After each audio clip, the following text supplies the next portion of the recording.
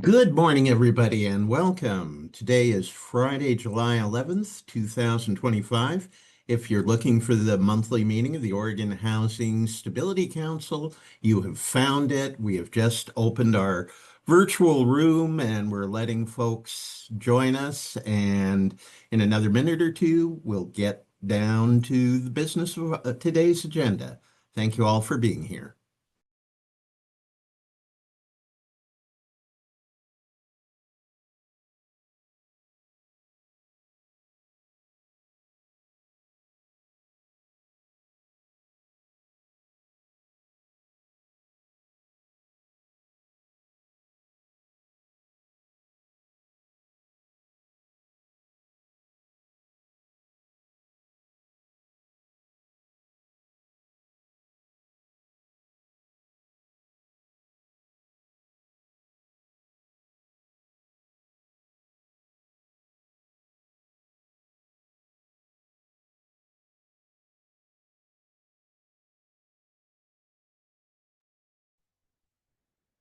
It's now 4 minutes after 9, Friday, July 11th, 2025. I would like to convene the meeting of the Oregon Housing Stability Council. And first off would be a roll call of the membership. Thank you, Chair Hall. For the record, Councilmember Deetham-Torum will be late this morning, and Councilmembers Rogers and Harris have been excused for today. All right. Councilmember Farrell. Chair Hall. Here. Councilmember Lee. Here. Councilmember Mena. Here. Councilmember Meehan. Here. Councilmember Willard. Here. Thank you. Council members, with 5 of the council members in attendance, we do have quorum today. Excellent. Do we have any review follow-up action items today? One moment, council member. Okay. Paul? Yes, while there are no specific or time-bound follow-up items today, we do have things from June that we would like to address.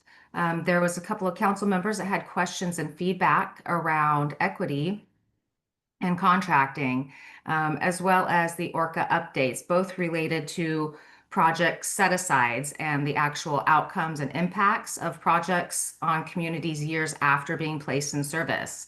Natasha will briefly touch on those feedbacks during the introduction to ARH today on her agenda items. Thank you. Time now for the chair's report, and I've been reflecting a bit on the ever so important role of boards and commissions like ours, particularly for those that are supporting state agencies. Now, we on the council, we've certainly been no stranger to confronting change and challenges while remaining focused on our mission. I want to just offer gratitude to my fellow colleagues, my fellow council members, the OHCS team we work in partnership with. Thank you all for your vision, your drive, your steady force in our work together to ensure equitable outcomes for all. Well, since we last met, 2 words have flashed across the capital sky in Salem, the big 2 words, sine die, which means the legislature has finished its work for the year. And last year, we started a new way of working with the department to expand our readiness to support the implementation of the 25-27 budget. So now will be a good time for the council to get oriented with details on this budget ahead of our work. Now, it is true that much continues to evolve at the federal level, and there are some hopeful things. It seems the housing credit provisions that many of us and partners pushed for have actually made it to the finish line. So as states grapple with the other parts of the law that passed, I'm going to be curious about how this specific tax provision will impact Oregon. And with that, I will hand off to our Executive Director, Andrea Bell. Director Bell, your report, please. Thanks, Chair Hall. Good morning, council members. Good to see everybody. Good to be in virtual community. Maybe I will start there just as a starting place, both in terms of a place of just shared gratitude. Obviously, we are in a place of evolution in so many ways, but then also getting into a place of continuous and ongoing work, which is going to be important in terms of uniquely important, maybe, in terms of offering steadiness and clarity and discipline to operationalizing our values this biennium as part of the core work that we do together, starting with just the federal updates. Obviously, there is a lot to be mesmerized by in this moment.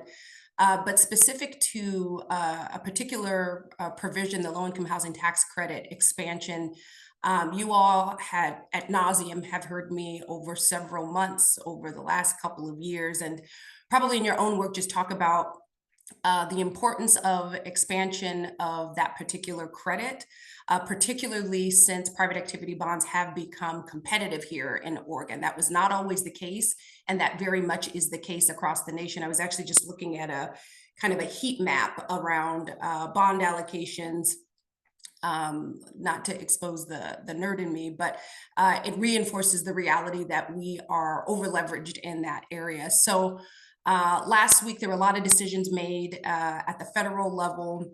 One of those specific is related to the tax bill. So what ended up making it into the tax bill amid several other things was a permanent 12% increase in the allocation of the 9% credit. And then a permanent reduction of the private activity bond financing requirement for the 4% credit from 50 to 25. Obviously, I've uttered those words a lot, but over the next few weeks, as we read the fine print of the bill, and then I think learn more about what that means specifically for Oregon projects, and then hopefully benefits and being able to help support our work of advancing progress, and then all of the folks that help enable progress in communities across Oregon. What that means operationally is we'll be moving from sort of a multi-year advocacy point to really operationalizing the resources. And so just know there is a lot of detail we don't have yet. And then as we get it, you can expect that one, that will provide you that information, but then also just have some time for dialogue around what that means in terms of resources, because the state resources, particularly for the 4% credit, are an important pairing with that. So thank you for just all of the leadership and partnership and support of the council, but then also for all of the folks whose voice really meant a lot to push this over the finish line. And then in terms of the OHCS budget, so as Chair Hall mentioned, session has concluded, and as council knows, in previous long sessions, our typical sequence has been we build our budget, we go through the process of advocating and working with the legislature on our budget. They make those decisions, and then we kind of quickly get into implementation. You'll recall after last year's session, this came from both partner feedback, but then also council as well, that we needed to take time and better stock to really make sure that we are working with the council to do several things with a deeper operational focus. The first is that we are taking sort of greater sense and stock to really detail kind of the fine points of our budget, and then also lay out for council a blueprint of what that means in terms of what's coming to you for decision and approval, and then to make sure that we are providing ample space and opportunity for council to have input on even the things beyond the things that might be coming for formal approval. What does it all mean in terms of where we are going as a state? What is the backdrop of where we are going as a state? What are the outcomes in which we are pursuing? And then what are all the other details that are going to go into making sure that we're not missing the big picture as we're implementing each individual thing? And so as we compare, and as you compare and look at what the governor's recommended budget called for, and then we look at the OHCS budget, you'll see that we did not get everything that the GRB calls for. Of course, there's hard decisions that always have to be made, and there's disappointments and real impacts to that. And there are also several areas of wins in there that I want to make sure that we don't lose in that. We'll have more time to talk about that, but one of those is the tribal housing resources. You'll recall, after doing a lot of work really at the leadership of each of the 9 tribes of Oregon, when we established the Buy-in For initiative, it was clear in that consultative work that has been led by OHCS's tribal liaison that we needed to, one, make sure that we have a pathway for more resources, but then also that we build something that is much more durable and flexible for each of the tribes. And so that's a win, and we could very much consider that a win. And so that made it as part of our budget. We also had the opportunity to have additional resources to support factory built housing. You might recall in the 23-25 biennium, we received the first sort of intentional set of resources to support modular housing development. And so we'll be able to continue on in that work of making sure that as we're expanding supply across the state, that we're also making sure that we think about opportunities for innovative solutions that can both bring cost containment and also meet other housing needs that folks have as well. We'll also have an opportunity within the 25-27 biennium to expand senior housing as well. We've talked a lot about, in different fits and starts, about trends and themes across populations and needs. And so senior housing is and continues to be a need as we think about people across Oregon, aging and older adults and needs, and frankly, just affordability. So that will be an important and exciting opportunity that we'll have as part of our work. And then across, all of the work that we're continuing to do with homeless services, we also got several of those resources. While they are not at the scale that the GRB called for, we got several of them with current service level funding, and some of those current service levels don't come with any sunsets, which means continuity and some predictability of resources, as opposed to some of what we've talked about as being constraints when you get one-time resources. Our partners are essentially in a place where they have to build things up and break them down, and then build them up and break them down, which is a really hard place to be in when you don't have that level of certainty. So what my proposal is for council, and we don't need to decide upon it today, although if there's direction today, I will receive that. My proposal is in 2-part for August.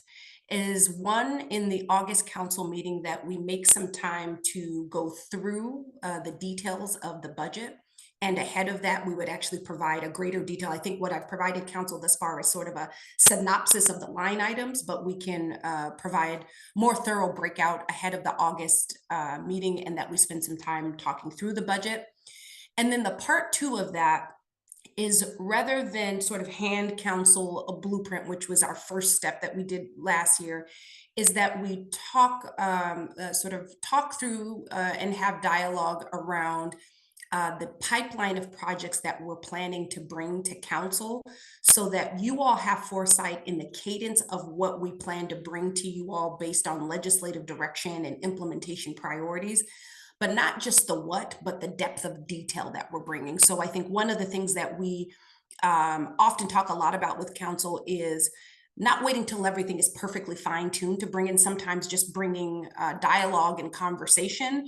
And then we can come back and bring the framework, so that we can just have some open dialogue around how we want to build, how we want to go about and partner and build that pipeline together. And then any direction and expectation that you want to set for us, we can use the August meeting as a starting point for that work. So that would be my proposal for August.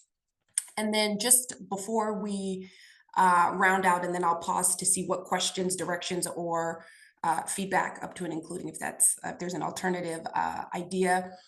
I'll quickly pivot just to the ORCA. I won't get too in front of our affordable rental housing team, but we have spent a lot of time, and you all have absorbed a lot of very wonky policy detail and information, even as important as it is across with the ORCA, over the past year, just to orient for the intention for today's conversation. So over the past year, we have brought the council along on our implementation journey with the Oregon Centralized Application. And the goal was always that as part of this being a new way of doing business, that would require us to do some ongoing evaluation, both in terms of policy and process, with the goal that we would be doing some fine tuning along the way, that we wouldn't just be creating it and standing it up and then periodically taking back and look at it. We want to sort of actively look to see where there's opportunity for improvements, particularly if there are constraints that our development partners are experiencing. And so now that the ORCA is about a year into its existence, that in and of itself is one milestone. And then the other milestone was that we needed to, once tax credits were available, that we would integrate those tax credit resources. Projects have moved through the ORCA process. That's a good thing. And we also know that it hasn't been perfection. And so it has always been our intention to take stock of that first year and to take accounting of what has worked well for folks and where people maybe see opportunities for improvement. And to try to get a sense from our partners specifically how they might advise us on particular solutions or what feels like solvents to them based on them being the end user going through and navigating the process. So in the previous meeting, what we brought to council was sort of a synopsis of that feedback. We use the existing platforms with our development partners to have conversations around, again, what's been working, what hasn't been working. And then what we brought to council was sort of a crosswalk of what we've heard, why it's impactful, and then what we're proposing to do about it. Now that we've taken you all into the very kind of micro detail with it, our goal today is sort of to roll that up into the policy level. So our council has always reminded us to make sure that in all of the details and that altitude that we can sort of hit different altitude shifts. So today we're going to take you back up on the policy level to talk about the framework of what our intent and proposals are for what we will be fine tuning with the ORCA. Now that we're not putting out a NOFA, we've got resources, we'll be making those available. We want to make sure that we can tee up some of these changes so that people can feel the benefit of them sooner rather than later. So that concludes my update. Let me pause for just a moment, Chair Hall, particularly on proposal for implementation for 25-27 to see if there's any initial feedback from any of the council members. All right, council. Any thoughts? My initial thinking was, yeah, August is a great time to get started with this. Great. Councilmember Mania, Councilmember Lee. Thank you, Chair Hall. I just want to concur. I greatly appreciate the ability to concentrate on the budget next meeting and really dive into and really have thoughtful conversation. So thank you. Great. Thank you, Councilmember Mena. I see Councilmember Lee. Right. Councilmember Lee. Yes. Thank you. Thanks, Director Bell. I am 100% in support of all of this. My question is, I want to make sure we have enough time. I feel like the briefings and the policy issues that you've raised are sort of twofold. One of which is to understand what's the coming budget, what does the biennium look like, those kinds of things. And I also feel like it for me could be the basis upon which we re-up our statewide housing plan, right? So if we know what the resources are, at least somewhat for the next 2 years and where we've been and where we want to go. So putting it into that context, I want to make sure that we've got enough time. I know that we usually schedule these meetings from, well, we have in the past from 9 to 2, but we've been very responsive to whether there's content and agenda items. Yeah. I wonder if we can either commit to that 9 to 2 in order to, and really just dive deep, or if there is a working session that could also be scheduled that just would be the deep dive. I want to make sure we often don't find ourselves with not enough time. And I just want to say, this is really important. I support it. I appreciate it. And I would just love for us for prospectively to give ourselves what seems like more than enough time so that we can really dive into things. But thank you. And thank you. I am 100% on board with this. Thanks, Councilmember Councilmember Lear. Farrell. I Oh, appreciate sorry. that. Oh, my apologies, Chair Hall. Maybe just. Yeah, I one didn't mean to comment. step on you.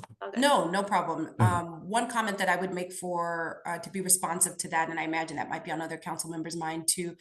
There are several ways we could approach it, but one of those is we can certainly work through sort of the business that we need to get through next month as part of the agenda, and then have a break and then just have some concerted time that is specifically related to some of these bigger policy areas so that we can prepare to make that kind of mental and functional shift.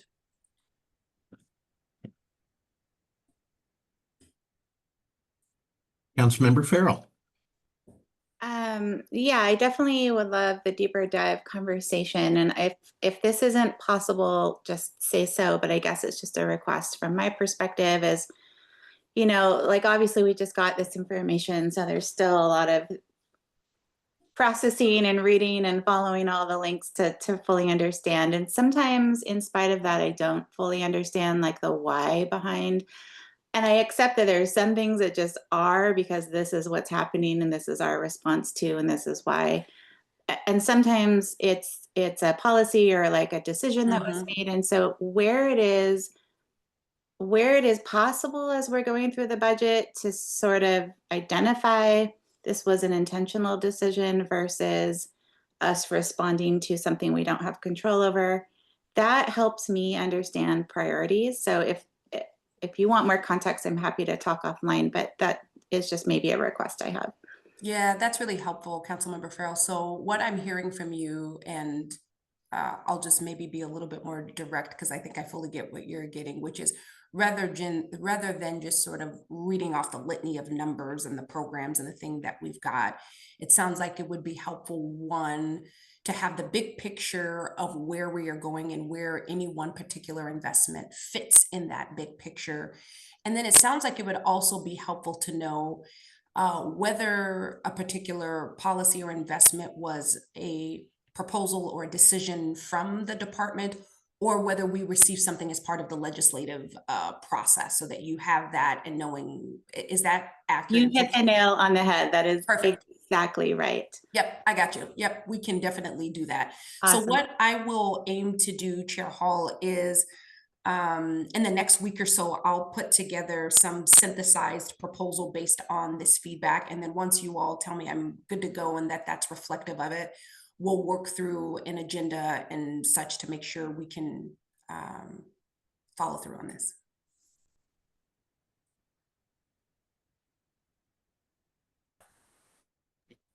Sounds great. Anything else from the council at this point? Okay, let's move on to our government relations report. And Jill Gray, are you ready with the legislative update for us? You know, Chair Hall, I think we can dive right into affordable rental housing. That was sort of my GR update Oh, slash okay. conversation, and maybe that wasn't accurately reflected on the agenda, so my apologies. All right, sounds good. Okay, is the affordable rental housing team ready to step up right now then?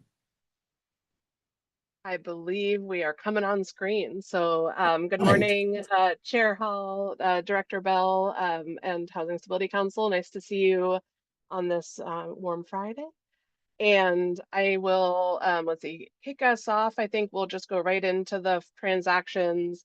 There were some of the comments and discussion last month around ORCA. I'll bring those into the ORCA discussion after we have a couple project introductions for you. So Ty, here I will share screen.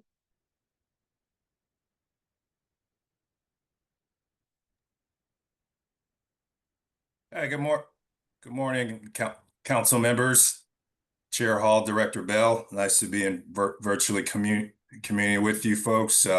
So here to present Trinity Place, and just just kind of a little background on why we're seeking approval. Is actually a an opportunity to do something new and different as a result of the Orca. This project was previously awarded funds back in 2023, and now we're doing something new with a 5013C bonds that we didn't actually have that tool in our toolbox in 23, and now with the advent of the Orca, well, we were able to stand it up and take advantage of this product. So just kind of little background on that. 5013Cs, it is a pass-through revenue conduit program, but it does not require private activity bonds, and but notably it does not generate affordable housing tax credits. So that's kind of the trade-off. But it is a tax exempt execution that is eligible to nonprofit entities. So the project is 40 units sponsored by Northwest Housing Alternatives in Deschutes County. It includes a range of affordability up to 80% AMI, and it also has a grant from the City of Sisters as part of the old American Rescue plans. And then there's a total project cost is close a little over 19 million, as I mentioned, includes GHAP and ag worker housing tax credits that were previously awarded. The project is slated to close this month, and the next slide, and just a couple of brief highlights. NHA has a long-standing history working with underserved and BIPOC communities all across the state. They have plans and working with the local community and sisters to develop these services for the would-be tenants. Also, just note there's a resident service coordinator that's going to be a part of this project. That's going to be working in partnership with local healthcare providers in the region. And the NHA is also committed to our MWSB contracting goals in the region. I guess before we pause, do we want to? I got a note in the chat, Yeah. Natasha, about Yes. public Yeah. comment. Absolutely. I missed that. I Well, didn't pause. So That's Yeah, right.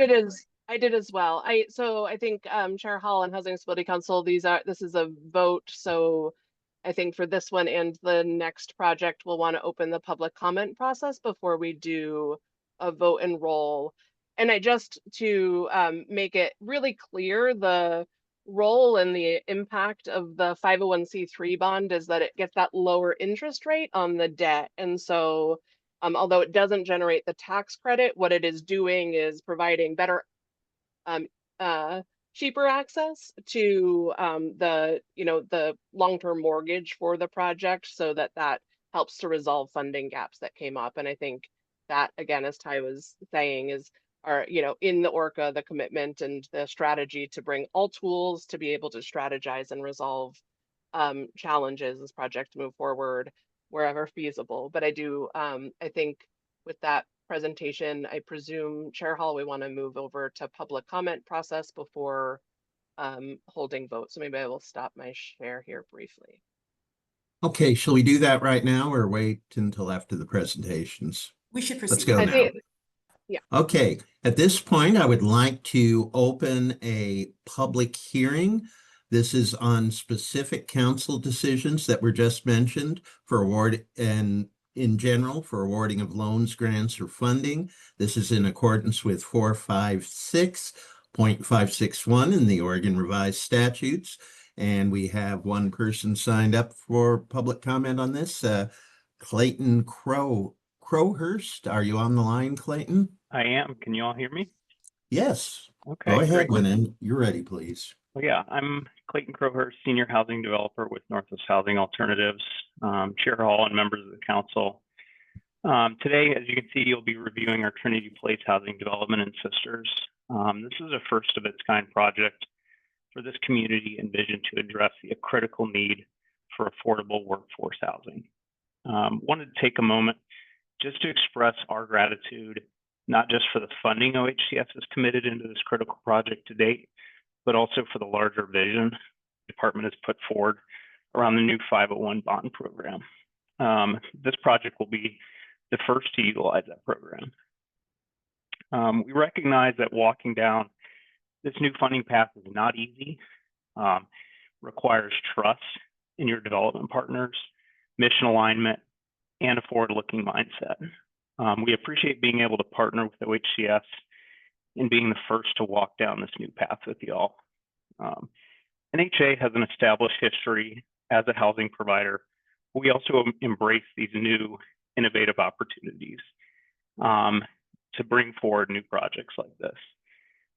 And so following the successful closing construction start of this project, we are ready to share lessons learned, new strategies to streamline future 501 bond transactions, and insights from this experience.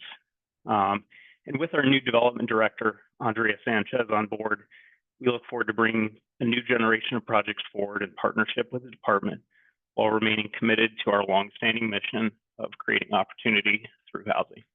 Thank you.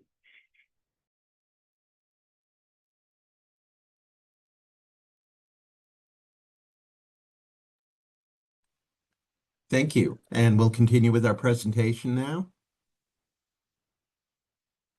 yes, absolutely. So I will go back to the screen share, and I think Ty was finishing up this presentation, and so we will have one more project, but we'll do those two votes separately. And so on the Trinity Place and the 501c3 bond issuance, I think you'll see on page 4 of the packet the motion for that. And certainly welcome any questions or discussion.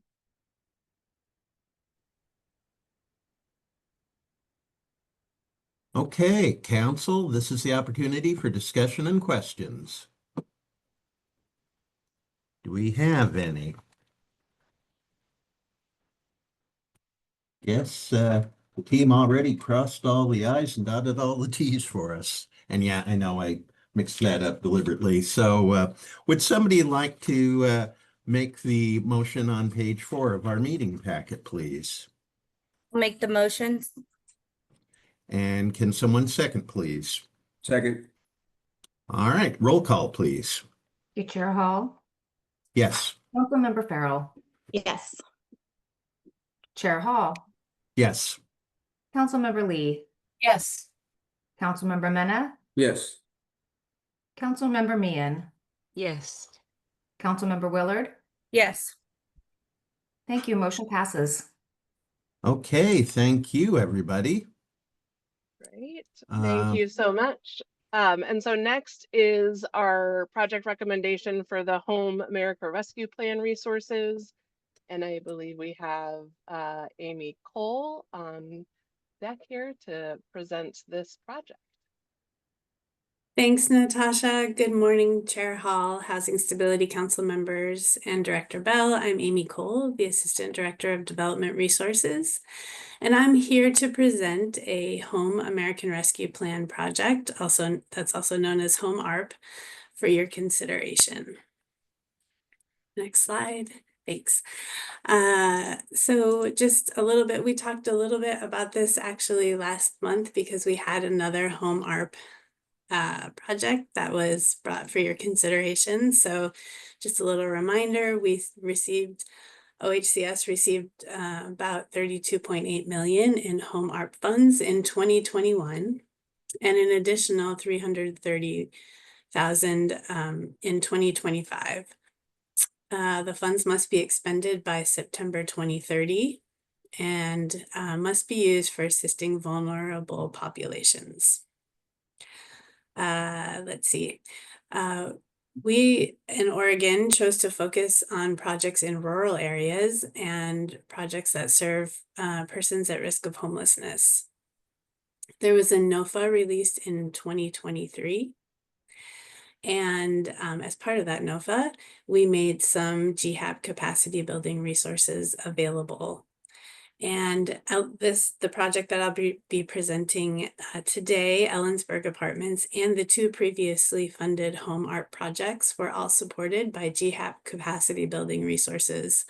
These resources were part of, as I said, part of the NOFA, and the intent was to increase capacity and collaboration between stakeholders in rural communities in order to develop affordable housing projects. There was also some technical assistance provided, and projects were given, who responded to the NOFA were given 24 months to submit a full application.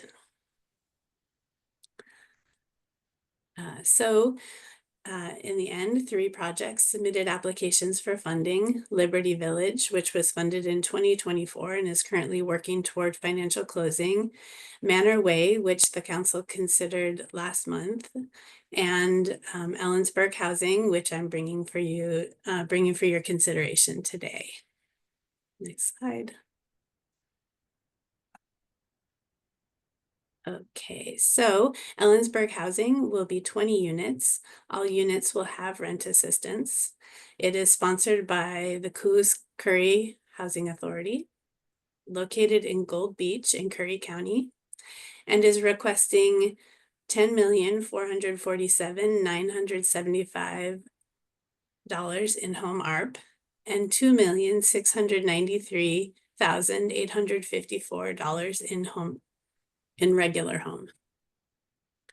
Next slide. All right. The Coos Curry Housing Authority will serve home ARP eligible households in the housing, including seniors at risk of homelessness and survivors of domestic violence. This will be accomplished through local partnerships, including the South Coast Health Equity Coalition, which will provide culturally specific services and training to staff who will be working directly with tenants.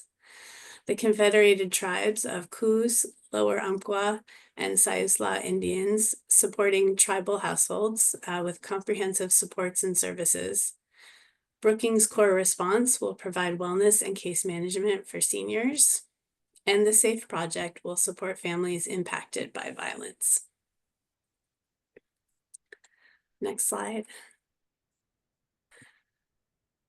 All right, so we're at the point of, I'm happy to answer any questions and ask for your consideration of the motion on page 9 of your packet.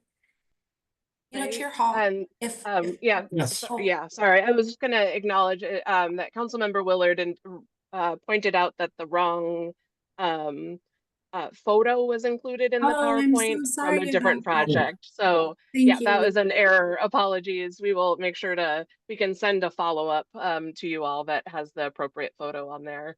Okay. Good eye there. Thank you. I apologize. Thank you for letting us know. Thanks for catching that, Councilmember Willard. And then Chair Hall, just as the council is taking in the information on this particular project, I just want to note one thing. So Amy Cole mentioned in talking about the different resources that go into this particular project, mentioned 2, home and home ARP. I just want to sort of maybe just make a couple of distinctions here. One, that there are 2 different funding sources.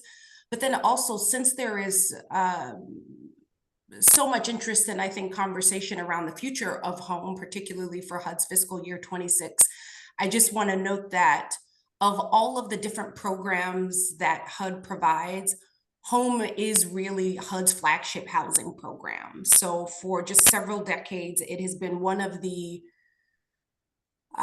probably most flexible tools for both localities and states in terms of supporting rental housing production and preservation, and then single family construction. So I just want to note that, because sometimes of all of the programs that have name recognition and others that don't, and as we're thinking about the future of federal programs and what their existence looks like, we're also looking at a very real project that has been made possible by that as well. So I just wanted to acknowledge that, and thanks for letting me briefly interrupt you, Amy. Great. Thank you, Director Bell, for highlighting those impacts. And I think with that, any questions, discussion, and otherwise consideration of the motion? Okay, council, ball's in your court at the moment, our court. I'll make the motion. You, and will someone second that, please? I'll second. Okay, can we have the roll call now, please? Thank you. Councilmember Farrell, Yes. Chair Hall, Yes. Councilmember Lee, Yes. Councilmember Mena, Yes. Councilmember Meehan, Yes. Councilmember Willard. Yes. Thank you. Motion passes. Thank you. Right. We are rolling right along, friends. Next is Yes. what? Thank you, Chair Yeah. Hall. So next up, these Yeah. are, I think, then the remaining items on our agenda. So we're not done, but we are moving right along. Up next, I will talk through the ORCA policy framework updates with a recommended motion for that. We'll kind of walk through a little bit of the reflection over the past year, and then dig in on what we are seeing and learning through analysis of our operating expenses within our affordable housing portfolio. And so I think I'll just launch right into this first item. And Director Bell did I appreciate the work to lay the foundation for this next step of the conversation already today. I think recognizing that we are in a new environment as we leave legislative session with new state investments, where ordinarily we do this work. This is all a lot of practice and effort into it, and now we are in a place where we have the ORCA established. We are not having now several more months of conversations around NOFAs and how we think about and approach each different strategy and resource combination, but instead have a centralized application where we are aiming and striving to do all of the work to tie and weave resources where they are feasible together within a more collaborative environment. And so over the past, certainly year, but most, and certainly also over the past several months, we have been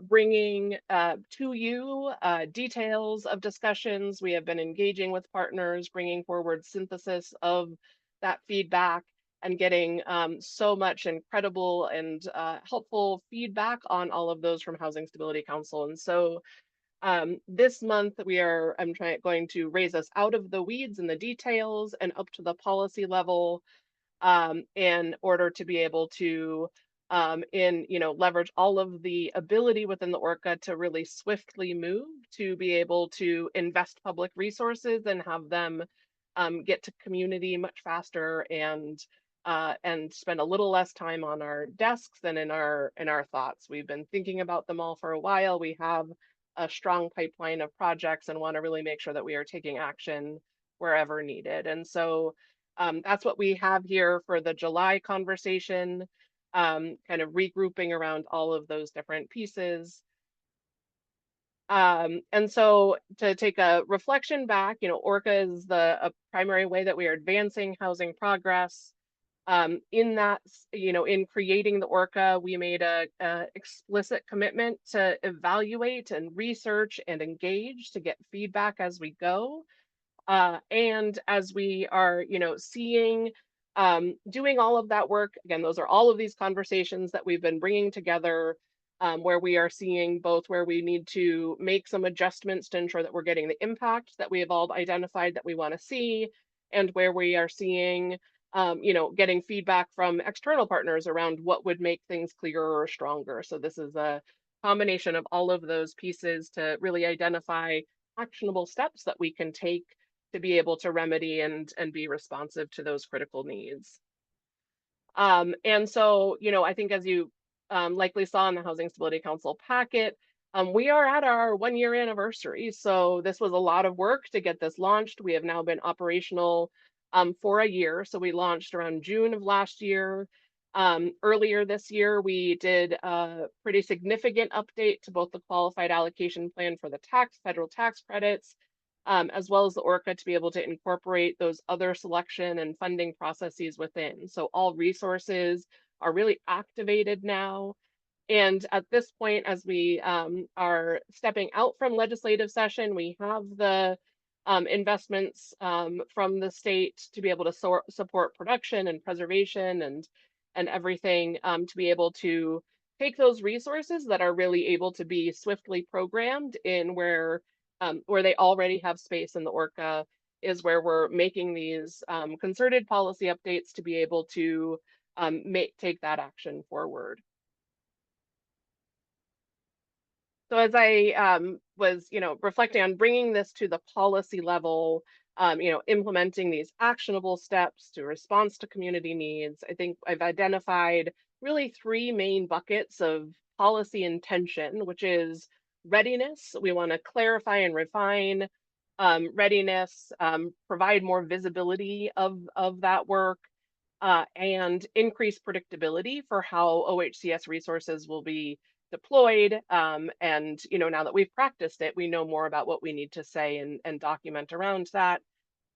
We need to continue to have a focus on access, and in this policy frame, wanting to ensure that we have a broader focus on rural communities while retaining a focus on culturally specific organizations, and ensuring that organizations have access to portfolio supports that doesn't impede their business moving forward to expand production. And then also know that we need to have concerted impact. And so we want to make sure that we are leveraging all resources into our financial structures as is feasible, and are using all opportunities to ensure the best fit of resources, including where tax credits are better fits than other resources within the communities and in the types of character of projects that we are seeking to fund. And so I'll kind of walk through each of those 3 policy buckets, and you'll see some familiar items through in there, but again, I've raised it up to the policy level.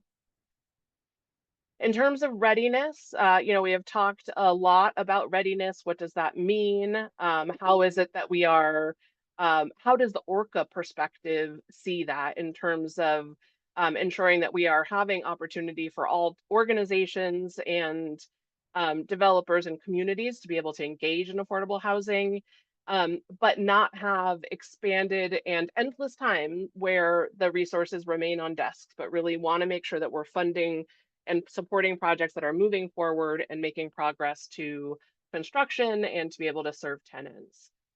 And so part of that that update is in the incorporation of a readiness check within that first phase of financial commitment. So at 3 months, making sure that we are having those conversations. We also want to make sure that we are updating our wait list and resource set aside policies to establish the ways in which ORCA resources will be pooled when resources become insufficient to fund the top projects in set aside categories, or we're approaching the end of the biennia where we know we will need to reset. Again, those were places where I don't think that these updates are without consistency for how we would have thought about it before, but now that we've practiced it, we know that it would be helpful to document those details and bring better external clarity and transparency around those.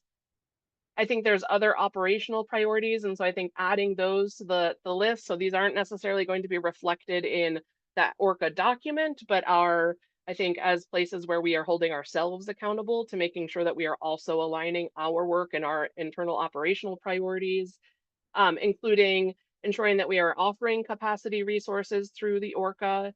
I think, really, I think the home art presentation and project that you just approved is such an incredible example of this, where we are able to invest in early capacity resources that are needed. And I think in particular for rural communities where those resources can help literally have somebody help bring those pieces together. And where communities have lesser resources, have lesser ability to dedicate staff time to that. It is important to recognize and value that that is an explicit role and function, and that that can be the type of investment that results in housing to serve community needs. We also are committed to expanding the externally available data on the production pipeline and milestone tracking. This has, been, a huge endeavor to take on all of the different implementation of this. We have a lot of milestones, we track all of it, and this is the time where we're going to flip that page and really seek to provide a broader look externally of where all of these projects in our ORCA pipeline are and how they are effective. I think absolutely also are seeing opportunities for refining and improving communication tools where we are hearing that there is not understanding or need to make sure that we're speaking in the right language and from the right context and place. So we'll continue to work on refining our communication tools. Moving into access, a large part of this is really around the rural definition. I think as the Megan and Mitch walked you through last month, as we had implemented the ORCA, did have the rural as part of our set aside alongside culturally specific organizations, and still heard and we're seeing that there were communities that were really not having access and investment. And when and so, thanks to all of the parties that engaged with both our affordable rental housing division and research division at OHCS, where we were able to identify, if we extracted what we could call the small cities from what we call rural, we found that these are communities that had somewhere around 17% of the state's population, but only got 2% of the ORCA investments and projects. And what that shows us is that there are communities that were not being intentionally prioritized to have access in the ORCA. And so in making that update to the regions, we can better ensure that we're holding resources for rural communities. Again, when we look at the home ARP recommendations, these are, largely going to be communities where if they haven't been practicing doing affordable housing, it takes a while longer to be able to bring all of those parties together. It can be catalyzed with capacity investment, as we have seen, and that might mean that we might not have 50 projects on the wait list for those rural communities, but they are still critically important to be able to invest in, be able to ensure that we are really serving the state, which was a primary tenet of the ORCA as we were creating it. Let's see, next, and again, we had talked about this both at the update earlier this year around the qualified allocation plan and tax credits, but the ways in which we can better focus the culturally specific organization set aside, so the 20% set aside off the top of the resources, be able to focus really explicitly on culturally specific organizations. And so retaining that as a priority, again, retaining our commitments to equity and racial justice across all of our work in impact. And then this is, also where we have implemented across the ORCA a 2-project limit per stage in the ORCA. So knowing the breadth of demand and the capacity demands for organizations to walk their projects through an underwriting and development process, have implemented a 2-project per stage limit. And that generally means that projects can have, 6 to 8 projects at a time. So it's not it just at the same phase of work. And heard and are responding to the feedback that for those organizations with struggles within their organizational portfolio, and after we stop talking about Orca, we will walk through that operating expense study, where we will, start to kick off that side of the conversation about what our organizations and portfolios are experiencing, wanting to make sure that we are not preventing access to expanding and taking next steps in your in housing development, while organizations need to focus on solving or resolving the issues and challenges that they are already experiencing in the light of the shifting market. And so those are updates that are within the policy intent of ensuring access that will be part of that work. From an operational side of this, I wanted to also just talk about, and I think as we follow through some of the conversations and feedback from last month around both how are we looking at equity impacts and rural community impacts, we are intending and will be continuing to focus to expand the research and analysis on the Orca production pipeline, to understand, see, and be able to talk more about the impacts on rural communities and culturally specific organizations as we do that work. The portfolio stabilization investments that we see as a critical need and has been an expansive discussion throughout legislative session and before then as well, are something that we are operationally prioritizing to be able to launch swiftly. And so again, that operating expense study conversation is part of the way where we are kicking that off in the Housing Stability Council space, but also know that we have many different work groups and conversations that we have been part of and will continue to drive forward. And then lastly, wanting to ensure from a policy perspective that we are focusing on impact. And this is where we think about what is the impact, how far can our public funding go? Wanting to ensure that where projects are receiving state investment, we are cognizant and aware, and asking organizations and developers to leverage all resources possible. And I don't think this is meaning or indicating that if a project cannot support debt, will not be able to move forward, or that rural communities need to have the same access to other public funds from their jurisdictions, but that in all of the ways where when we ask questions, we are speaking and representing our values and our needs and interests, and we need to make sure that we are understanding everything in our production pipeline. We're wanting to ensure that we're having maximum impact, and part of that will be the incorporation of a leverage test, wherein developments need to be able to speak to where it is they have and have not been able to access other leverage to support their production pipeline and projects. We also want to make sure that we are prioritizing the best fit of resources.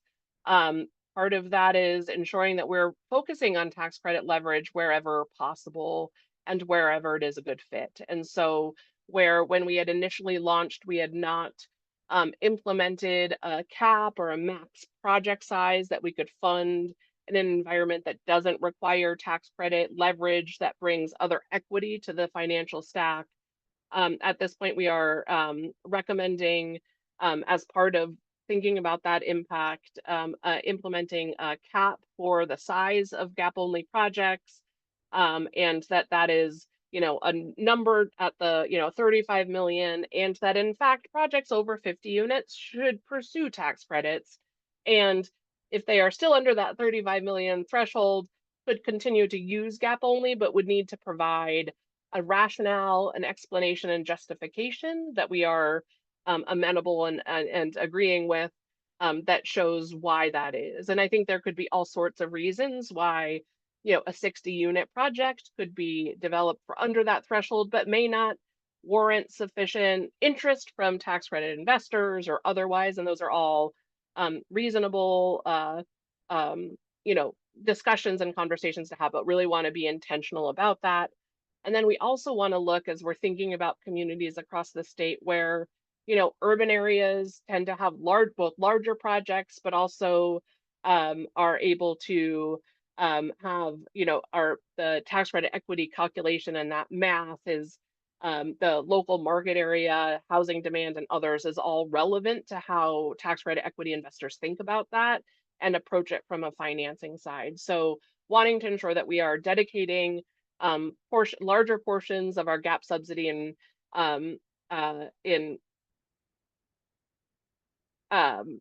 I think I wrote that weird in the PowerPoint, but in the urban areas would be more projects that should be prioritizing tax credits. In rural communities, it's probably smaller projects, and it's probably a much larger share of those projects that would need to be developed with gap only investments that would be smaller. And as we're thinking about prioritizing the limited subsidy that we have, want to ensure that we are really doing that work and doing all that we can to prioritize the best fit, and providing that additional clarity also to our developers. And I think there are, as we had not previously implemented those caps and those strategies, I think have a lot of conversations around what is it you want me to fund, or what is it you want me to apply for as I request and structure this. And so this is, again, trying to add to that visibility, transparency, but also give ourselves some bounds to be able to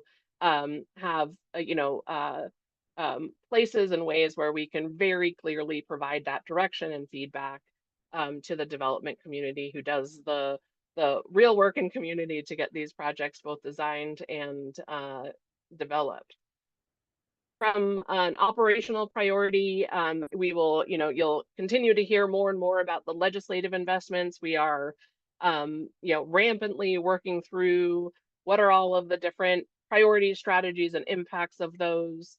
And I think operationally, for best fit of resources will be to make sure that we are offering all of the resources. So where we have state investments in LIFT or otherwise that are already have place and ways through the ORCA, we will be, moving those resources swiftly through. And where we have new legislative investments and other types of resources, including, impacts and thinking about where the direct lending programs, continuing to do more in terms of making sure we are tying to other abilities to do things like the 501c3 bonds that you saw earlier this morning. That we are doing. And those are kind of places where, as the state's housing finance agency, we are able to use our position and that uniqueness to be able to offer a broader amount of products to the development community. And I think probably at all times, but in particular, as we have such different and ever-changing market conditions, that is going to be increasingly important that we have all tools activated and the ability to really work into that, step into that collaboratively. And so I think with that, I will maybe pause, Chair Hall, for any question or discussion. I think the motion I just put on the screen is really to adopt the policy updates, either as presented, or if there's other discussion or updates that are needed. After presuming it is adopted, our next steps internally will be to finalize that actual ORCA manual, publish that update along with the red lines. We have committed to our stakeholders that we will redline it so they know where things have changed and can see that visibly. And then make sure that we are allocating the new resources where we are able to those updates. We'll do the engagement with our development community and intend to be bringing projects, start bringing projects through that with those new legislative investments as soon as the August meeting. And so I will maybe pause there, Chair Hall, for any discussion or comment. Council? Councilmember Meehan. Thank you, Chair Hall. Thank you, Natasha. That was my question. I see that the available OHCS available resources are being updated for the 2025-27 biennium in the July meeting, but you're saying you're bringing this back in August, right? Like for what the updates are for the legislative session? Did I get that right? So I wonder if I might, Natasha, I don't want to get in front of you. Councilmember Meehan, thanks for the question. So these particular updates related to the ORCA is not mandated by legislative resources or by the legislature. These are policy updates, changes that we are making to better improve the process ahead of and as we incorporate the 25-27 resources. Since we have that feedback and have been doing that work, we sort of want to get to it as quick as we can to incorporate these ahead of those 25-27 resources being incorporated, so that hopefully our development partners can feel the benefit of these changes. Thank you. That Yeah, makes of better course. sense. Thank you. Yeah, of course. Thanks for the question. Councilmember Mania. Thank you, Chair Hall. I just want to commend the team. I know that this is difficult work and a tremendous, I mean, it's moving a Titanic around an iceberg. And, you know, there's always challenges. There's always other ways of doing things. And it's flowing with its challenges. It's flowing. And so, you know, definitely looking forward to seeing the changes and how we can make it better. But the amount of work and inclusion in that work that has been done throughout the state has been amazing. So good job. Thank you, Councilmember Mena. I will say that I like the analogy of moving the Titanic around the iceberg, and I am emphatically appreciative for the team in affordable rental housing that continues to do that work in earnest and in relationship. And I will be able to, I have a slide that kind of talks, you know, next to be able to show a little bit more of that, but I really appreciate it, and thank you. Okay, Councilmember Willard and then Councilmember Lee. Thank you, Chair Hall. I also echo Councilmember Mena's comment there. And Natasha, you've done such a great job in trying to get this big whale of a project, of a ORCA process done. I do want to just make a brief comment about the inclusivity of including a lot of what rural communities are stating to you. I come from a rural community background, and so I commend you on that. I appreciate you guys seeing us, hearing us, all of that, and actually getting the resources out to the rural communities that have been underserved for, you know, from prior years. So I certainly just want to throw that on the record and tell you, great job, team. And I am looking forward to other exciting news for rural communities that's going to roll out. Also, I'd like to share some be appreciative too. My brain is not working today for some odd reason. It's a Friday, but also looking at operating expenses. So I know that that's a huge thing to tackle, but I appreciate the fact that that OHCS is actually realizing that operating expenses are just not keeping up. And that's something that needs to be changed. And we have to figure that out together as a whole team. So thank you very much. I appreciate you, Natasha, and all the work that you and your team have done. Thank you so much. All right, Councilmember Lee. Thanks, Chair Hall. Thanks, Natasha, for the really thorough briefing on this. And it does feel like a moment of like a year, right? And I'm not sure any of us, including you all, thought we would be here at the end of the year, and couldn't be more thrilled about it. So, Councilmember Lee, I'm sorry, but can I interrupt you for a moment? I don't know if it's coming from you or from one of us, but well, now it's stopped. There was a lot of kind of loud, screechy feedback. Huh. I heard some static, yes, so I don't know. Yeah, where it's staticky. coming from, but yeah, Well, I think we might be in the clear. Let's proceed forward. Okay, Councilmember. yeah, please. Okay, Okay. now. Okay, great. So, you know, just wow, what a moment, year, et cetera, et cetera. You know, I'm a longtime fan, completely pile on to all the appreciation. I want to make two comments. I want us to continue to push ourselves to really dive into, there's not a dichotomy between prioritizing projects in rural areas and prioritizing projects that focus on, oh, okay, I don't know what this is. I'm on the same, I don't think it's coming from me, but it might. Let me go off and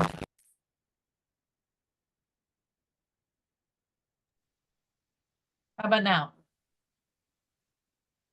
Screechy, go away. Yep. Okay, I'll keep trying. I don't know what it is. I've done nothing. I've touched nothing. So two issues. I want us to continue to push ourselves to reject this dichotomy that if there's a focus on a rural area, that cannot be a focus for people of the global majority. And I think you all, there's evidence that you all are wrestling with it and struggling with it.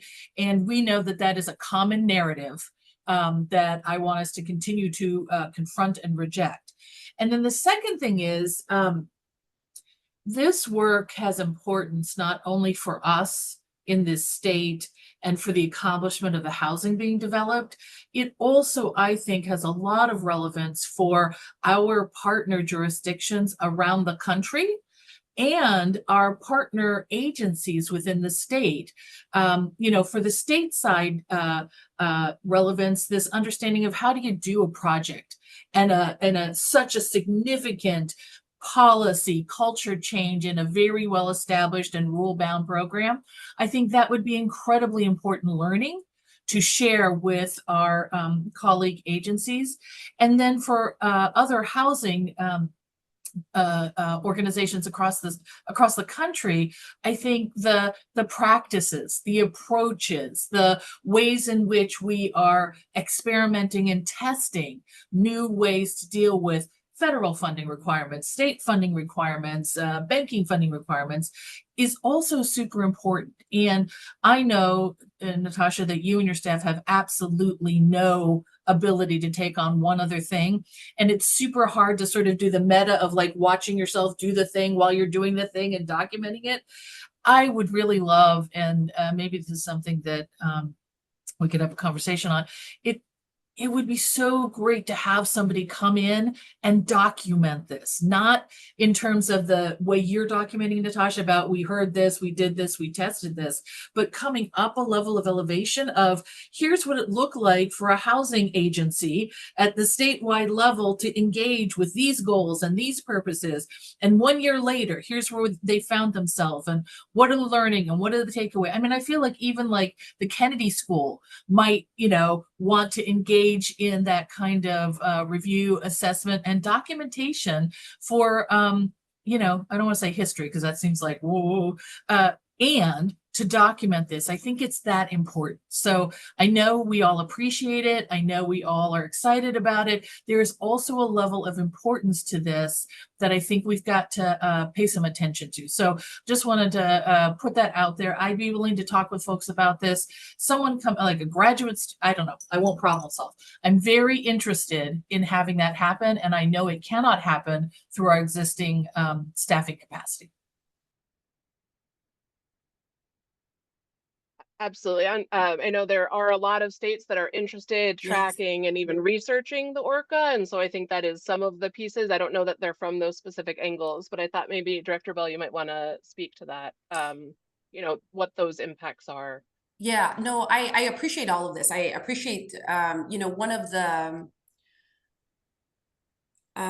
you know, this is not to give fluff for the sake of giving fluff to the council, but I think one of the best things that the council does really well is know how to altitude shift, even in the midst of really complicated, windy things. And so I see you all doing that and appreciate it. I think first and foremost, it's, I mean, Natasha's certainly closer to it, but it's interesting when you go back to those quiet moments before you start to break something down and you know it's gonna be uphill and you don't know quite what's uphill, but you know you need to go uphill.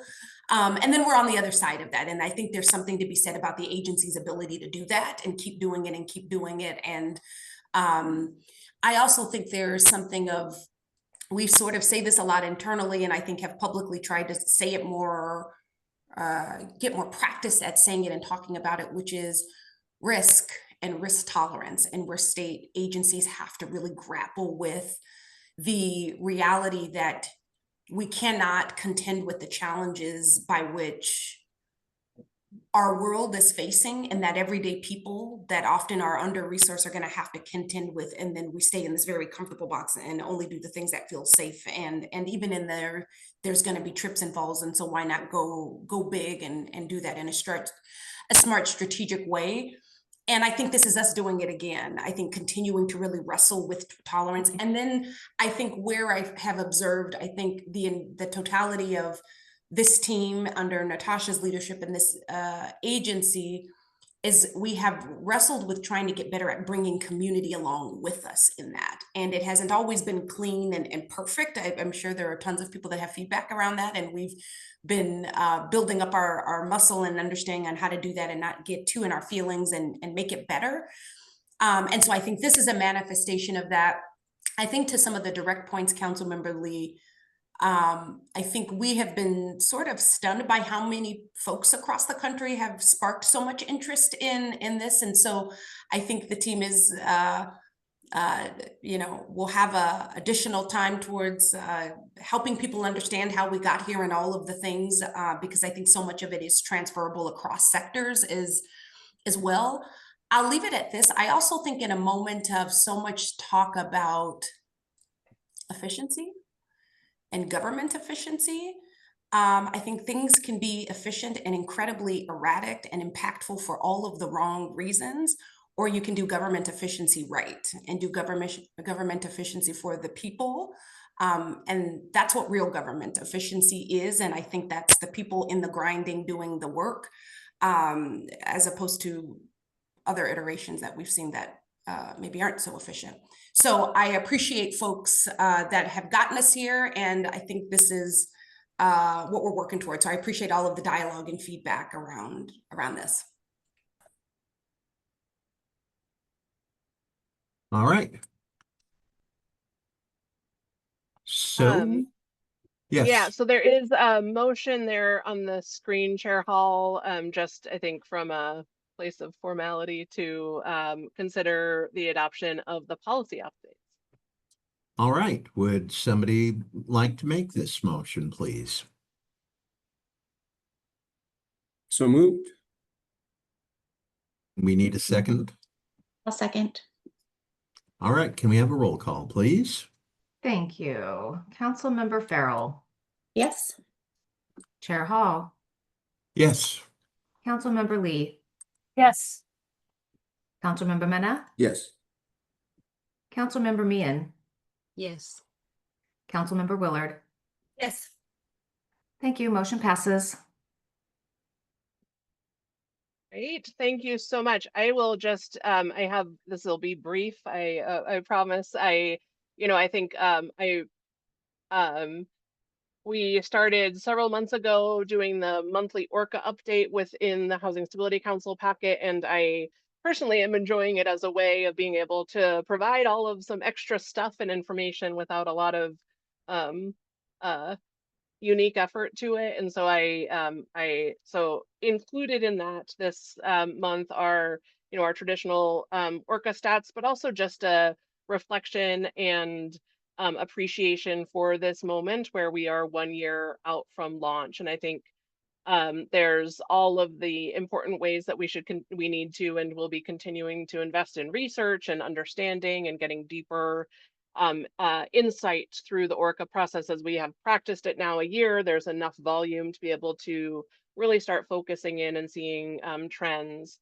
But in this first year, we have seen $3 billion in requests to build over 15,000 homes. We have been able to put resources to support 42 projects with nearly 3,000 units in them. And we have stood up and invested pre-development resources for the first time in a very long time, that has already supported 7 project concepts, but those are, again, recycling resources, so they will be coming back in most all cases to continue those impacts. I think I've talked a little bit about the importance and the ways in which investing in capacity can really have impact. I think as we look at how those resources are often used, some of that is the convening and the rural engagement. Some of it is, you know, supporting organizations as they seek to engage in development, or are looking at their portfolio and seeing that they need to like establish and implement, create better ways to do that asset management and real strategic planning for them. So we have invested $4.8 million in grants to 32 organizations. 43% of those were culturally specific organizations. And so, you know, 27 nonprofit developers, 4 rural housing authorities, and Oregon Tribe are all supported with those resources. And in as much as that resource pool is also limited, we'll ensure that we are doing what we can to make sure that there's a regular availability of capacity investments in the ORCA to both invest in those organizational but also community work. And I think, you know, as we were, you know, referencing the work and the lift of ORCA, it has been, and I think there were times in this process where I checked in to bring you up to speed on really the business process and the organizational change work that really all required to be able to be in this position today. And I think both, you know, emphatic appreciation for the team and all of the roles. There's been significant reorganization, new roles, responsibilities, doing all of the not glamorous work of figuring out how that works together and how we can continue to question, refine, and ensure that we have visibility and transparency. And I think just like the ORCA, we are doing all that we can to do the best. And it is not a commitment to perfection, but to continued refinement and acknowledgement of where we need to make those pivots to ensure that we have impact and are you know, and from an organizational perspective, have all team members really understanding how we work together in this collective, where I really see and believe that it is the puzzle of us all that gets the work accomplished. So it's not on one person, but it is the collective that gets the work done in OHCS. It is the collective in community that gets the work done in development. And I appreciate that those roles and am you know, looking at it from my perspective, but appreciating, respecting the others. I think part of the, you know, state investment in our organization and structure was creating several new teams, and along with this reorganization, dedicated application team who is ensuring consistency of process.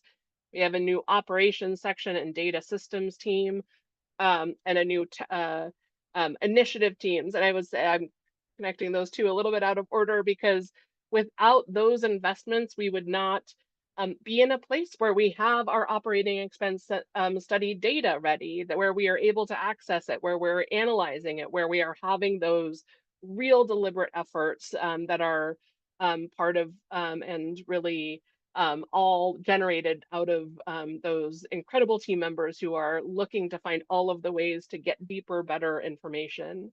Our team of technical advisors, for such a long time, we had no external touch points for folks to be able to reach out to, and that work to build both relationship, but also help understand all of the pieces of what is really complicated work. I think, you know, as much as there's really wonderful intent and impact to try to make it as simple and straightforward as possible, I think we don't want to do that in exchange for real deliberate policy work and intent, and really making sure that we're focusing in the area. And part of that needs to mean that we give folks access to all of the information, but also help folks navigate what they need to understand in their specific circumstances and situations. And I think, again, all of these are new, emerging, growing bodies of work, and we'll continue to iterate. And our initiatives team, I think you've seen several of these team members come through. And this is where we have real concerted, ongoing policy impacts that we are looking to do, from preservation to financial strategy, where we are looking at that as we need that to have some dedicated, you know, thinking stewarding on a long-term basis to make sure that we're really tracking all of those impacts through. And so it is that initiatives team that sits underneath our policy umbrella where a lot of that work is happening. And Kelso, who will be walking you through the operating expense study shortly, is our financial strategist from that team. And again, huge appreciation for the existing, all of the teams across. I didn't highlight here the program team and the production team were existing, but are really reoriented and driven their work forward through the ORCA. The number of unique and engaging ways that they have been able to develop ways of working together is really the reason for success, and I will just appreciate them forevermore. And I think the other piece that I just wanted to highlight from that ORCA update is, we part of our earlier this year update on tax credits and the qualified allocation plan and ORCA to be able to incorporate tax credits. We had to reimagine the way that the IRS Section 42 requirements got accomplished within the state to be able to meet the federal requirements about how we can go about selecting 9% projects to use 9% low-income housing tax credits. As a reminder, for those that don't do financing on the regular, 9% tax credits generate a higher amount of tax credit equity than the 4% tax credits that we see very regularly here. And they require a selection process. Our prior process had been very point driven, having lots of different components and pieces to that. And all of those NOFAs were a really prolonged process where you would have that NOFA open for a few months for folks to do those applications. We would then get those applications, take several months while we did all of the scoring, the cross-tracking, the evaluation, all to get to the place to the recommendation. And so at this point, we have revised that, and as we adopt it into our QAP, have an upfront selection process. So is a ranking of it by some priorities and tiebreakers to be able to identify the projects to be able to move forward with 9% tax credits. And so included in your Housing Stability Council packet is the information that we have on those. And at this point, I'm not asking you for approval of those because what they do now is complete their impact assessment. So now we know enough about them to know how we would rank those. They will move forward through the impact assessment, need to show that they meet all of the standards. And when they have done that, we will be bringing those recommendations to Housing Stability Council through the ORCA. I think not to, to connect the dots back together, I think as both Chair Hall and Director Bell referenced this morning, part of what was included in the federal bill that was passed was revisions to low-income housing tax credits that are favorable in terms of allocating an increase of tax credits, 9% tax credits inclusive to states. And so we are doing that work to be able to understand that impact to what these recommendations are versus what that will be. These are representing 2026 9% low-income housing tax credits, or the same resources impacted by that federal shift. And I think likely anticipate adding another project to this list, but we will use this same application pool. I'll make sure that as we bring the ORCA update next month, we will be able to give specifics as to the impact of that. But I think exciting to see these projects move into the ORCA impact assessment with 9% tax credits. And I think, in the coming next couple of months or so, we will be able to be bringing the full narrative and update and validation that they have been determined to meet impact assessment standards. And I think that is the end of my overall ORCA update. And next I have, I think, Kelso here to be able to talk through the operating expense study, unless there's other discussion of interest for the ORCA, just informational. Council, anything? Well, I'll just say I think this has been a great presentation. And with the material we got in our packet, it's clear that I think this new process is off to a great start, starting to achieve its goals. But that doesn't mean it can't be and it won't be fine-tuned and continually improved. So thanks for that. Operating expenses. Great. And so I think Kelso Brasunas has joined and is here to walk through the operating expense study. And so also I will hand it to you. Great. Good morning, everyone. My name is Kelso Brasunas. I'm the financial strategy analyst. And as Natasha said, I'm on the initiatives team, which is a great team. And I'm here to introduce our portfolio operating expense study. Next slide. So we had 4 main goals for this study.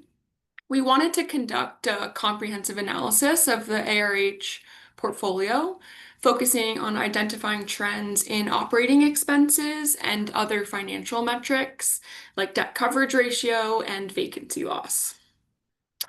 We want to share this information with partners to help them understand to help the broader community understand some key facts about OHCS housing.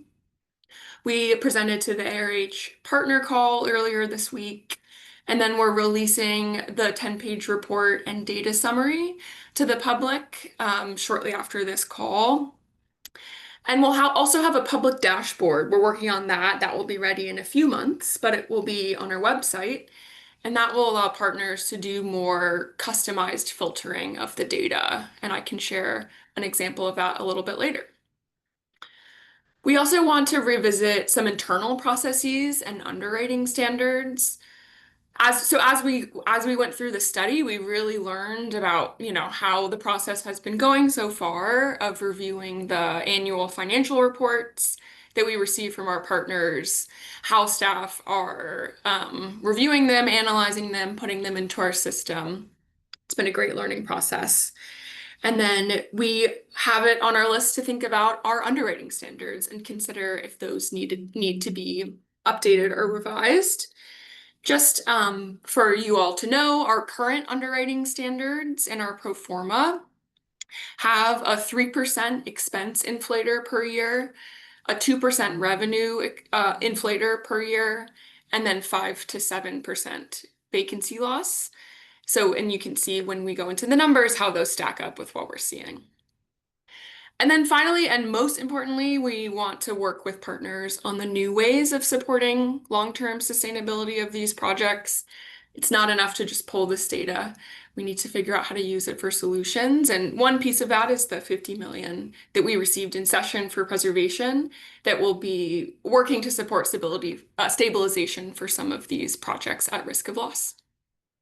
Next slide.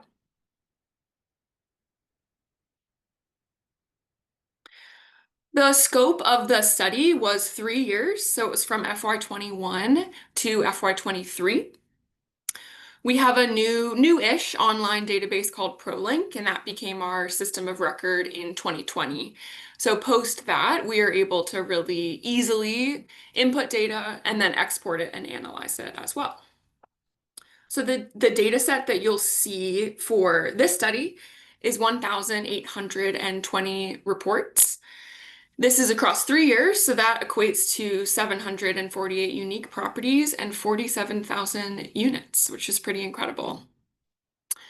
This is not necessarily every single property in the OHCS portfolio. It's only for properties that are required to submit financial reports, annual financial reports.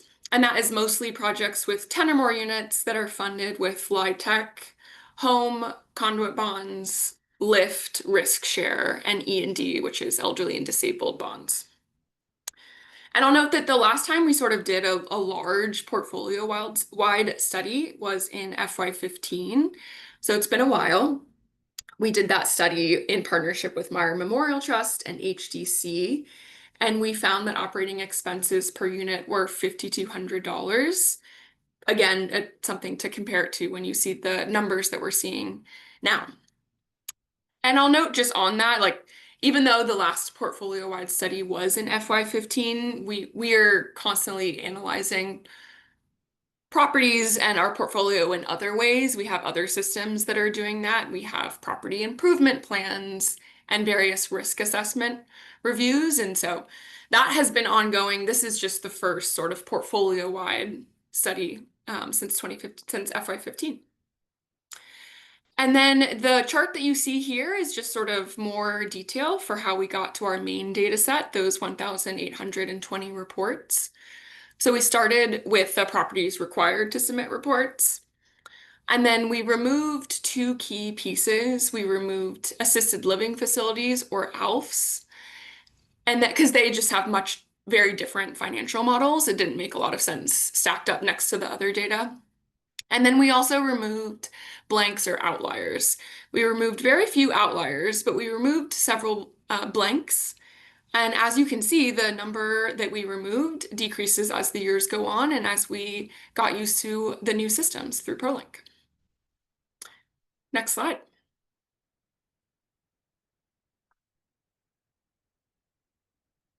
Okay, this is a lot of numbers, but these are some of the metrics that we looked at in our study. We looked at revenue, expenses, operating expenses, net income and net operating income. We looked at income to expense ratio, vacancy loss, and DCR. I'll note just for you to know, these are means and not medians as you're looking at these numbers. And I'll start with operating expenses. So you can see that operating expenses rose from $6,306 in 2021. These are all per unit, to $7,621 in 2023. This reflects a 9 and 11% year-over-year increase, which outpaced the inflation rates from those years of 6 and 4%. We also saw that revenue increased. Revenue was a little bit more of a mixed bag. We saw a 2% and a 9% year-over-year increase for revenue.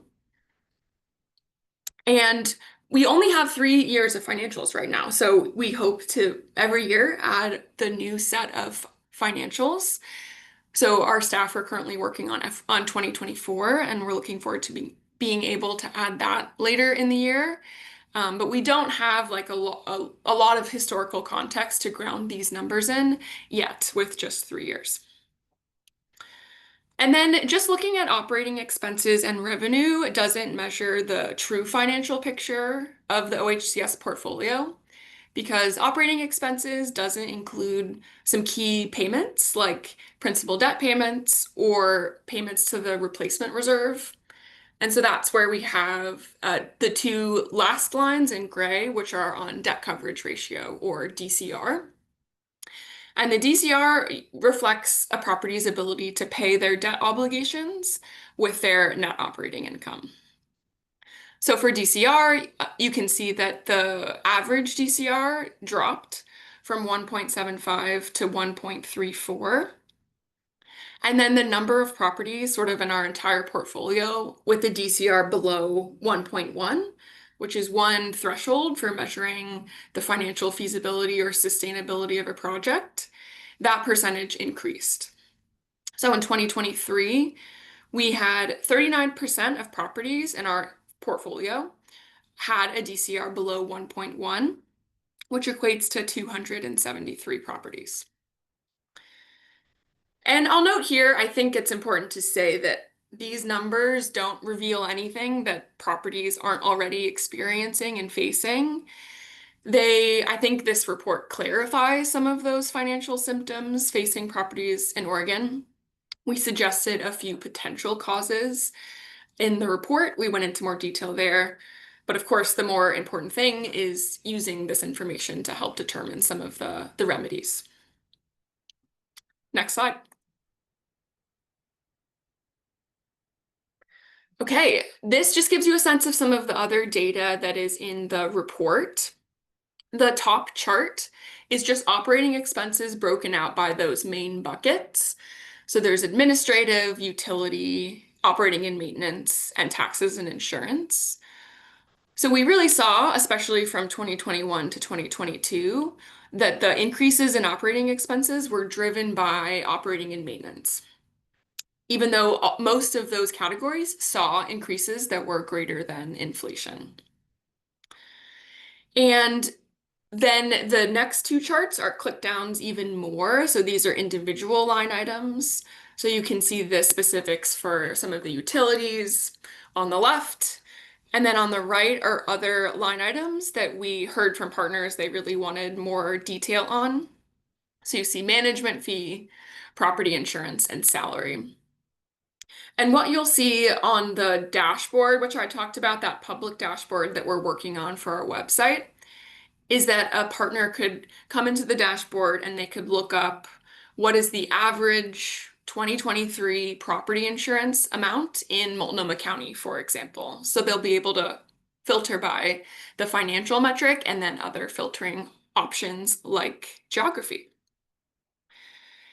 And you don't see non-operating expenses on here. We also went into non-operating expenses quite a bit.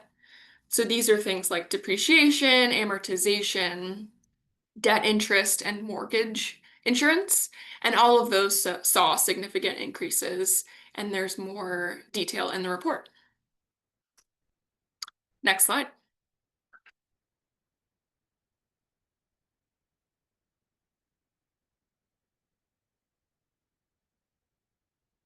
Okay, this is my last slide, but the other piece that we went into on the report is we analyzed the financial metrics by a few things. So we analyzed by property type, which is here, and I'll get into in just a second. We analyzed by property size, so based on the number of units in the property, wondering if there were some economies of scale there. We analyzed by geography.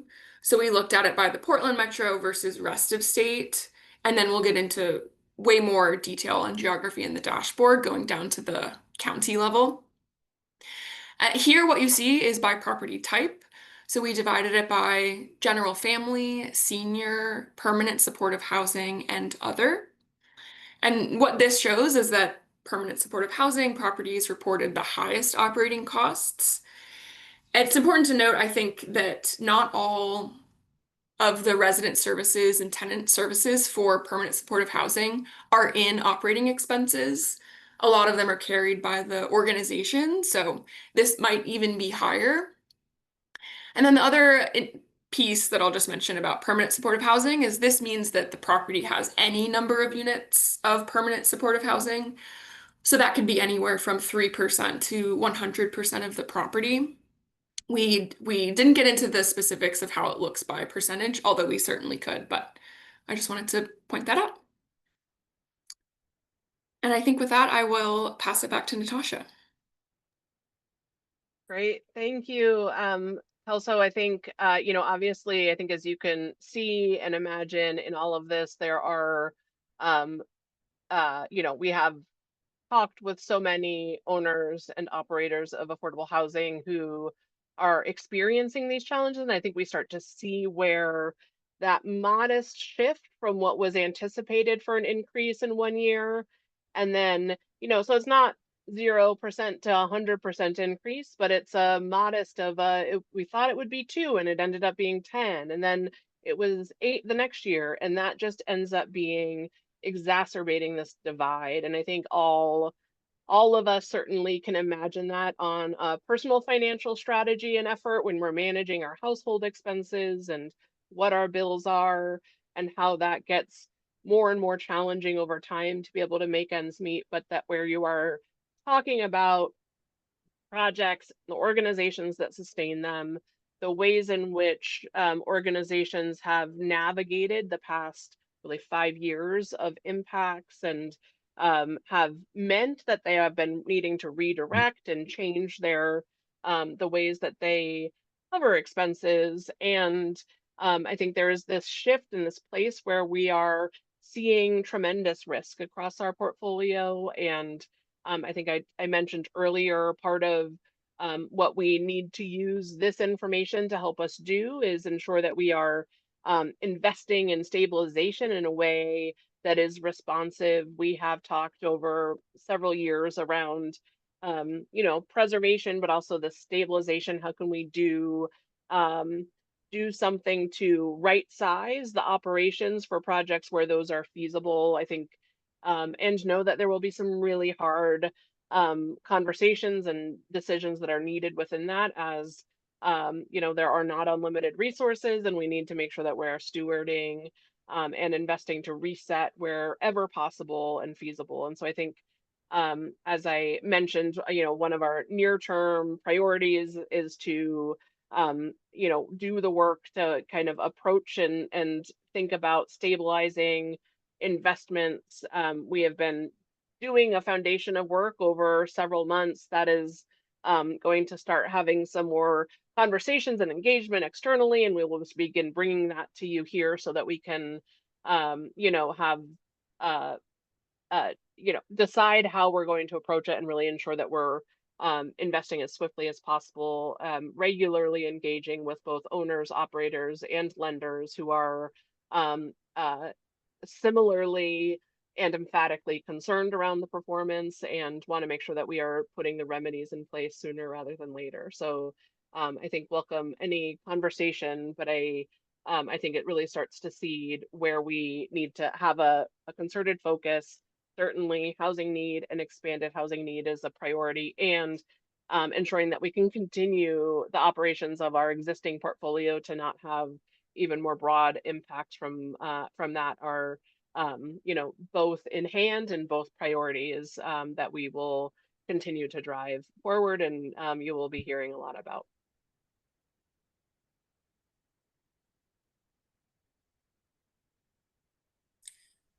Okay. So Chair Hall, I think with all Yes. of that, I think we'll pause for a moment and see if there's initial questions and reflections. And this is intended to be sort of a softening of the ground of what is more to come. Well, I'll launch a question. You know, knowing what's entailed in operating permanent supportive housing, I'm not surprised to see its expense level the greatest. To staff, was there anything that really stood out as surprising, or was this more a confirmation of trends we've already been seeing? I think, Kelso, did you have anything I mean, I think largely it was confirmation and being able to see it. I think hadn't thought too hard around garbage expenses, but that is obviously, you know, does have real impact to it. But I think it was largely confirming. I think we have had very long conversations around insurance, and we know that industry and that pivot, but we also know bills continue to increase. So I think really seeing it feels most significant. And I think also appreciating that our affordable rental housing portfolio in the state is the largest that any kind of information source that exists anywhere. And I think as we have, you know, pieces of insight from different places, being able to see the collective and the wholeness of our information is really felt the most important to be able to validate it. But yeah, Kelso, other insights or observations? Yeah, I agree with you that I think this study mostly did is, again, like clarified or solidified what we had been hearing from partners. So we knew that operating expenses were going up, and those were really driven by operating and maintenance. I think that maybe one piece that was surprising to me, and maybe it shouldn't have been surprising to me, is that the change from 2022 to 2023, we saw larger percentage increases generally from 2022 to 2023 than from 2021 to 2022. So I'll certainly be interested to see what 2024 data looks like when we have that. I also think, on just to go back to your PSH comment, this study also sort of revealed what information we weren't able to fully see in this study that we want to see in the future.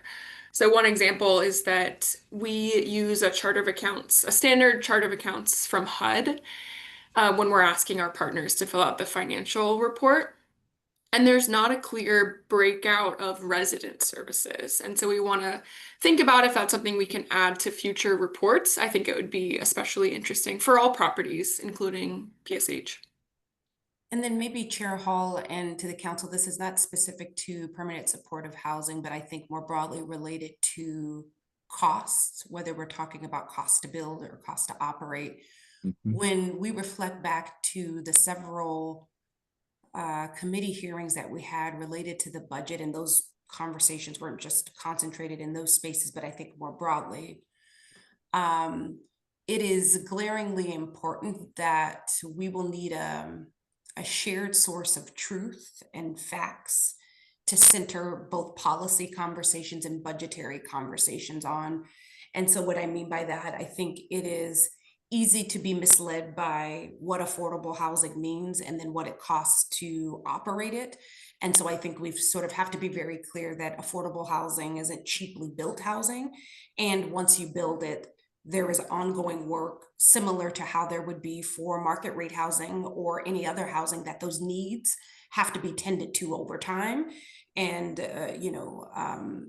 outdated piping systems and a roof and other ways that infrastructure is built has to be managed, and that costs money, and that cost and those costs don't stay flat over time. And so I think on behalf of and with our partners, this is one helpful way for us to have a shared source of truth and facts to come back to for ourselves, and then also for policy makers and other leaders. So Kessel, I appreciate all of that work. I find myself intrigued in it, and I've seen all the iterations of it as well. So I appreciate that. Chair Hall, I think we will yield and turn it to you as we round out our topics. Okay. Council, just wondering if you have questions, thoughts, or reflections on what's just been presented and what's in the packet.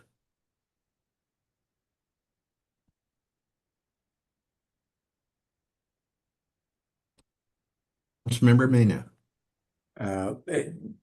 Getting a glimpse of the realities on such a big portfolio throughout the state is very, very important as we look forward to projects that are coming down the line. Is there any way we can get a copy of that PowerPoint? I think that'd be great. And it is just, we need to continue to look at this and look at the realities. I agree that, conceptually we thought that was the case, but seeing in real numbers, that's brings things to a different reality. Thanks.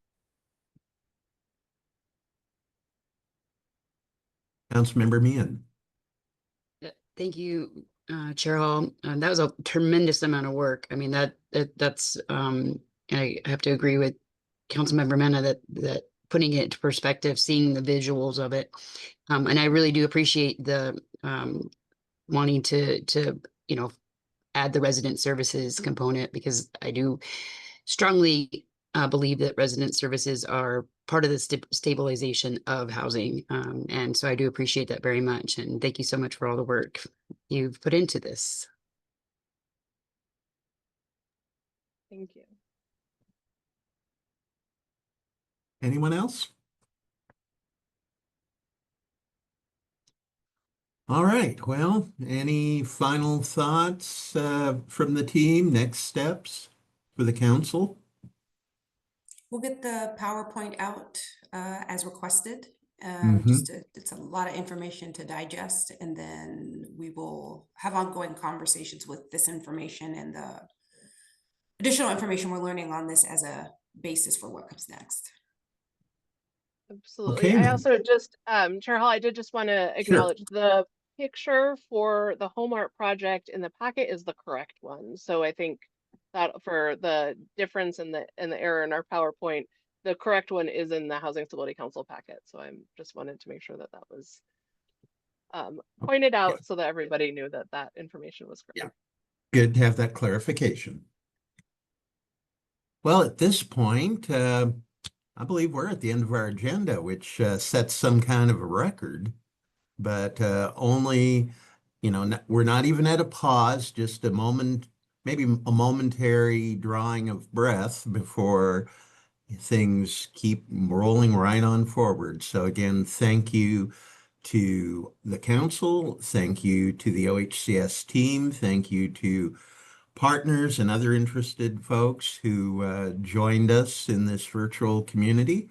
We'll wish you all a great July and see you in August. Thank you, and we are adjourned.